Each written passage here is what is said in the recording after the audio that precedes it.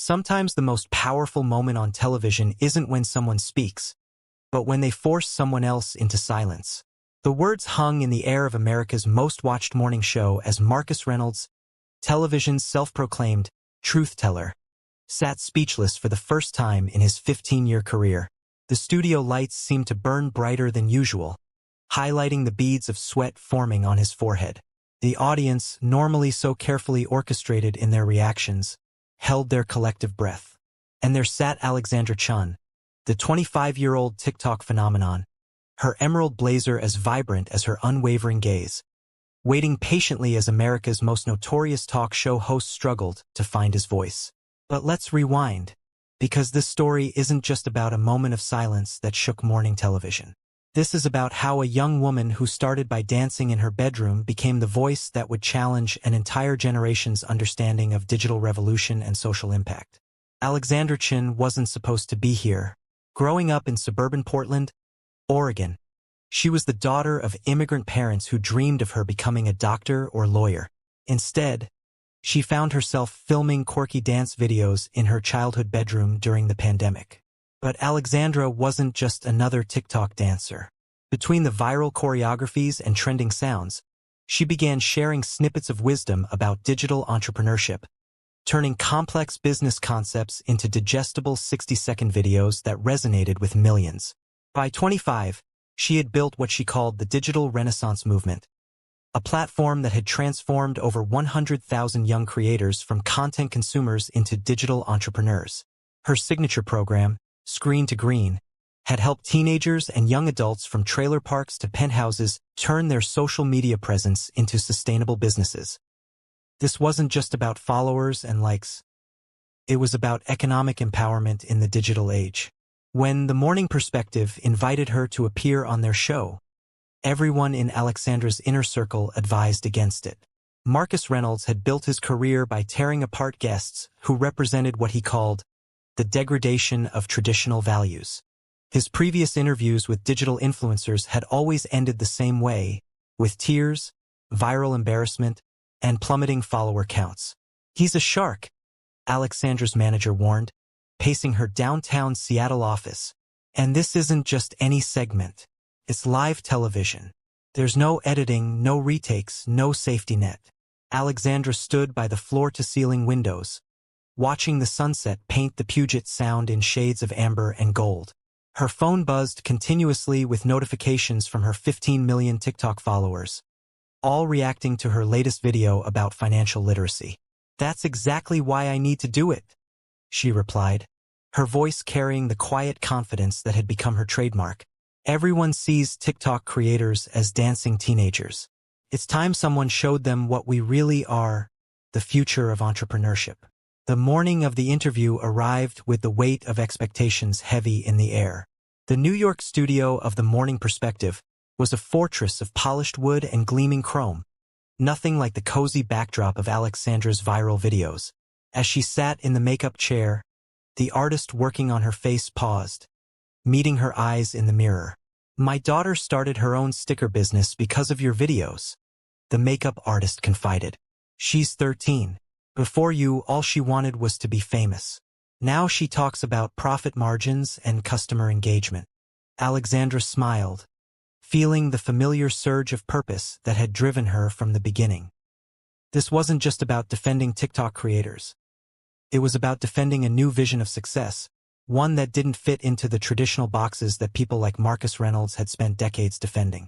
If you're enjoying this journey of digital revolution and empowerment, don't forget to hit that subscribe button.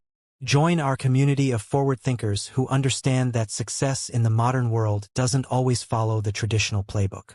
The studio audience was filing in as Alexandra stood backstage, her phone buzzing one last time with a notification. It was a message from a follower in rural Kansas. "You showed me that my zip code doesn't determine my worth. Now my online art business pays more than my dad's factory job. Show them what we're really about." Marcus Reynolds' voice boomed through the speakers as he began his opening monologue. "Today, we're joined by someone who claims to be revolutionizing business education through dance videos and pointing at text on screens. Some call her the TikTok queen. Others call her part of the problem with today's youth. Alexandra, who has somehow convinced millions of young people that making videos is a substitute for real work. The producer touched Alexandra's elbow. "You're on in 30 seconds. As she walked toward the stage, Alexandra thought about every teenager who had messaged her saying they could finally help their single parent with bills, every college student who had paid off their loans through their digital business, every stay-at-home parent who had found financial independence through their online community. The lights hit her face as she emerged, and the audience applauded politely. Marcus Reynolds stood, his trademark smirk firmly in place, but Alexandra saw something else in his eyes, the same dismissive look she'd seen countless times before, from traditional business leaders who couldn't understand that the world was changing. "Alexandra Chun," he announced, his voice dripping with barely concealed condescension. "Welcome to real television. I assume you know what that is? Or do you need me to explain it in a 15-second dance?" The audience laughed nervously, but Alexandra's smile never wavered. She had faced skeptics before, but never on such a public stage. What happened next would not only silence Marcus Reynolds but would become a watershed moment in the ongoing battle between traditional media and digital revolution. Little did anyone know, this was just the beginning of a confrontation that would reshape the conversation about digital entrepreneurship forever. Alexandra settled into the pristine white chair across from Marcus Reynolds, the studio lights casting an almost ethereal glow around her. The first few minutes of the interview seemed deceptively cordial as Marcus asked about her background, though each question carried a subtle barb beneath its surface. "So, Alexandra," Marcus began, adjusting his designer tie, "tell us how someone goes from making dance videos in their bedroom to claiming they're revolutionizing business education. That's quite a leap, isn't it?" "Actually, Marcus," Alexandra responded, her voice carrying the same engaging warmth that had drawn millions to her content. "The leap isn't as far as you might think. When you break down complex business concepts into digestible, relatable content, you remove the barriers that keep many people from accessing financial education. The dancing? That's just the hook that gets them to stop scrolling. The real magic happens in the learning." Marcus's smile tightened almost imperceptibly. "But isn't that part of the problem? You're essentially telling young people they don't need real education, real business experience. Just a phone and some trending sounds, right?"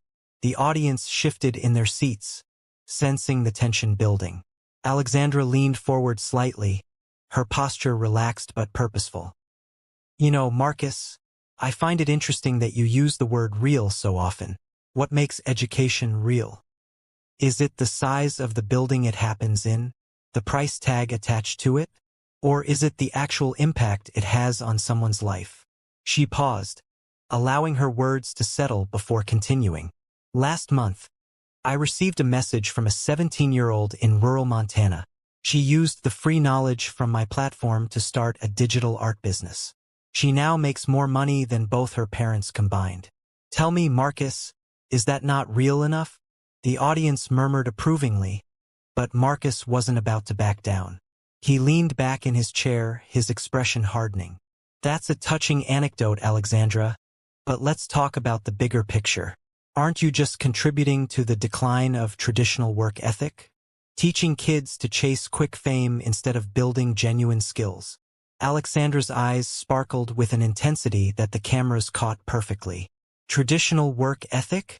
Let me paint you a picture of what that looks like in my community.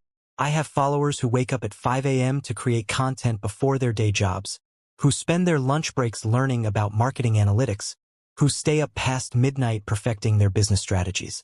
They're not choosing an easier path, Marcus. They're choosing a different one." Marcus cut in, his voice taking on an edge of condescension. "But surely you see how this creates unrealistic expectations? Not everyone can become a TikTok star." "You're absolutely right," Alexandra replied, causing Marcus to blink in surprise at her agreement. "Not everyone will become a TikTok star, just like not everyone will become a talk show host." She gestured around the studio. "But here's what you're missing. That's not what we're teaching. We're teaching entrepreneurship for the digital age. Some of my most successful students have barely 1,000 followers, but they've built six-figure businesses because they understand how to leverage digital platforms for their specific markets. The studio fell silent as Marcus's face tightened. He glanced at his notes, clearly searching for his next angle of attack. Let's talk about substance then. How can anyone take serious business advice from platforms known for dance trends and lip-syncing? Alexandra smiled, but there was steel beneath her pleasant expression. You know, Marcus, that kind of dismissive attitude reminds me of people who once said television would rot our brains. Now look where we are. She gestured to the studio around them. But let me ask you something. When was the last time you actually spent time on TikTok?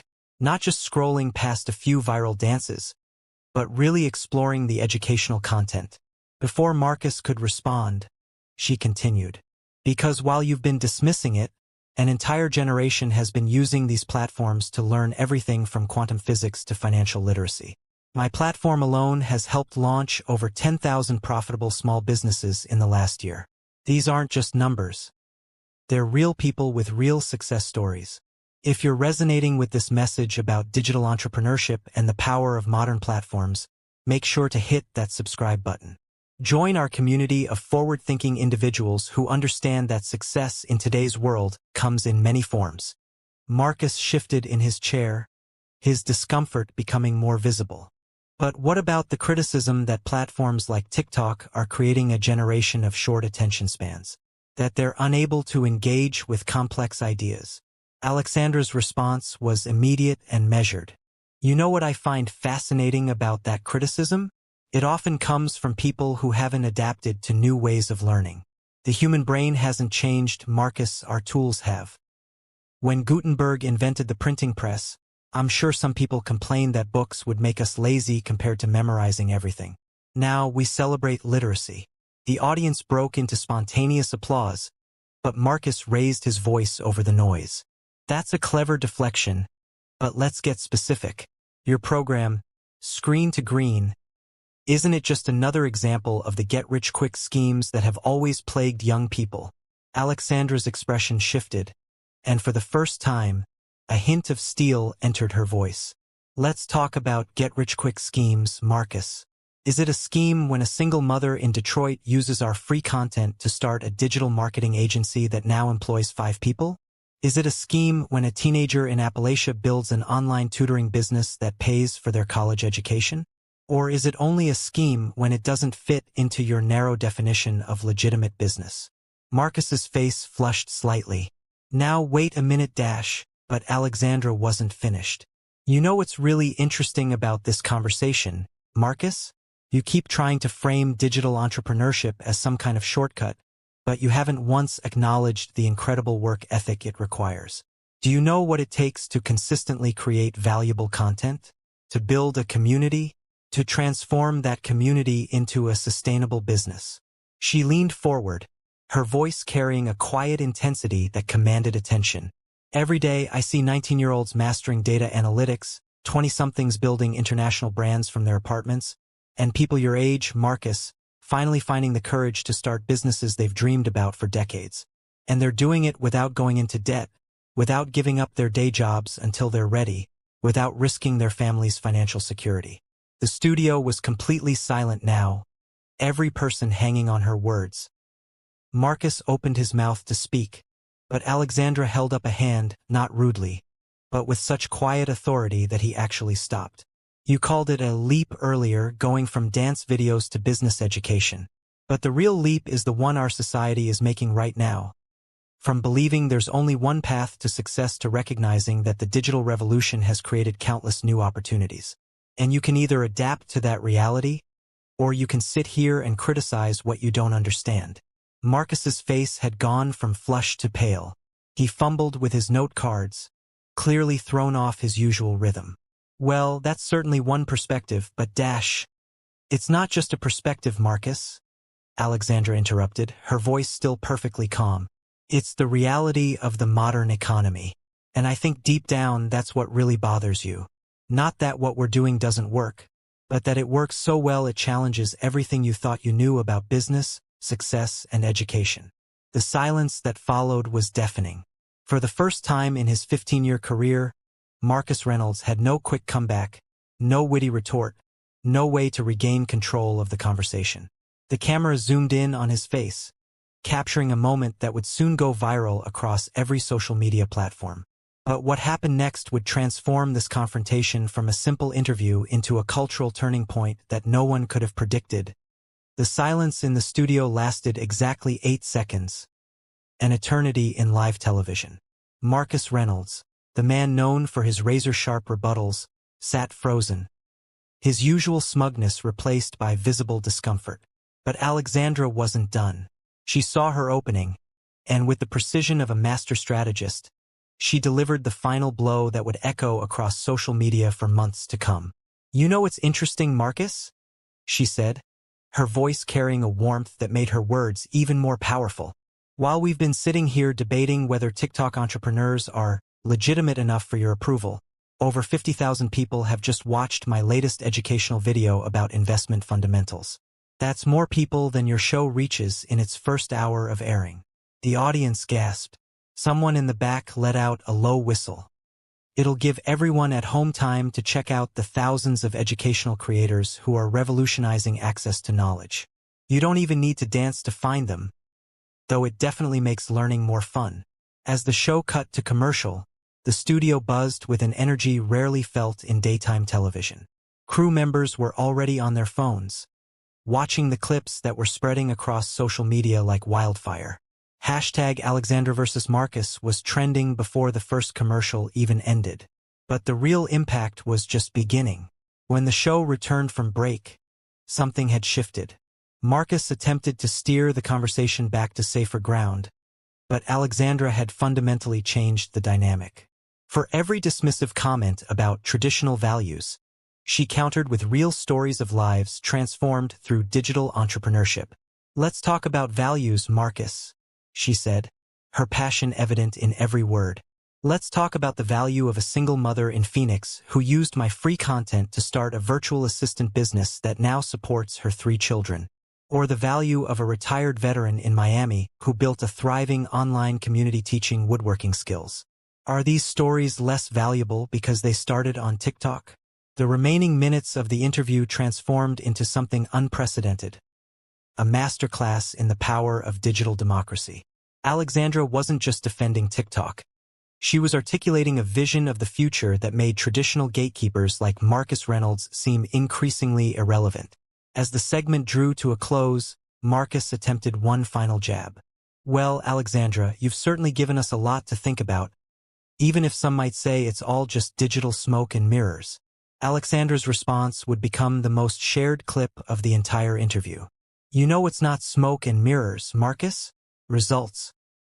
And if anyone watching this wants to see real results, not just from me but from thousands of creators who are democratizing business education, entrepreneurship, and financial literacy, they don't need to take my word for it.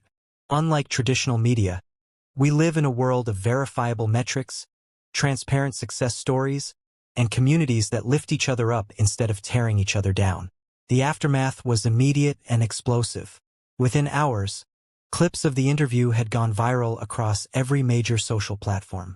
Hashtag digital democracy and hashtag Alexandra teaches reality became global trending topics. Major news outlets scrambled to cover the story, with headlines ranging from "TikTok Queen exposes TV host's digital disconnect" to "The day traditional media met its match." But the real impact wasn't in the headlines. It was in the messages flooding Alexandra's inbox. A 16-year-old in Brazil wrote about how the interview gave her the courage to launch her online English teaching business. A 45-year-old former factory worker in Michigan shared how Alexandra's platform had helped him build a successful digital marketing agency. A high school teacher in Singapore described how she was using Alexandra's content to teach practical business skills to her students. The next morning, as Alexandra sat in her hotel room overlooking Manhattan, her phone buzzed with a notification that made her pause. Marcus Reynolds had posted on his social media for the first time since the interview. "Yesterday was a wake-up call. Maybe it's time we all started learning from the next generation instead of just criticizing what we don't understand. At Alexandra Chin, I owe you an apology." Before we continue with what happened next, if you're inspired by this story of digital revolution and the power of new media to create real change, make sure to hit that subscribe button. Join our community of forward thinkers who understand that the future belongs to those brave enough to challenge the status quo. The following weeks saw Alexandra's platform explode with new growth, but she remained focused on her core mission. She launched a new initiative called Digital Democracy that provided free business education to underserved communities. Major universities began reaching out, asking her to help them develop curricula for modern entrepreneurship. Even traditional business leaders who had once dismissed social media entrepreneurs were now seeking her advice on digital transformation. 3 months after the interview, Alexandra returned to her parents' home in Portland. Her father, who had once worried about her choosing TikTok over medical school, greeted her with tears in his eyes. "I watched that interview again last night," he said, pulling her into a hug. "You didn't just win an argument. You showed the world that success doesn't have to look the way it did in my generation." As she sat in her old bedroom, where it all began with those first dance videos, Alexandra opened her laptop to film a new educational series. But before she started, she noticed something that made her smile. Marcus Reynolds had enrolled in her Screen to Green program under his real name, James Marcus Wellington III. The message was clear. The digital revolution wasn't just changing how people learned or earned. It was breaking down the very barriers between old and new, between traditional and innovative, between gatekeepers and pioneers. Alexandra had done more than win an interview. She had helped catalyze a shift in how society viewed success, education, and opportunity in the digital age. The man who had once been her fiercest critic had become a student, then an ally, and finally a friend in the mission to bridge the gap between traditional success and digital innovation. The future of education, entrepreneurship, and opportunity doesn't belong to any one platform or generation, she concluded, her words resonating through the auditorium. It belongs to those who understand that knowledge, like success, should be accessible to anyone brave enough to reach for it, whether they dance their way there or not. The standing ovation that followed wasn't just for Alexandra. It was for every creator, every digital entrepreneur, and every person who had ever been told their dreams weren't real enough. In that moment, the revolution that had begun in a bedroom with a phone camera had come full circle, proving that sometimes the biggest changes start with the smallest screens. And somewhere in the digital ether, millions of young entrepreneurs were already building on her legacy, proving that the real power of social media isn't just in its reach. It's in its ability to democratize opportunity, one video, one lesson, and one success story at a time.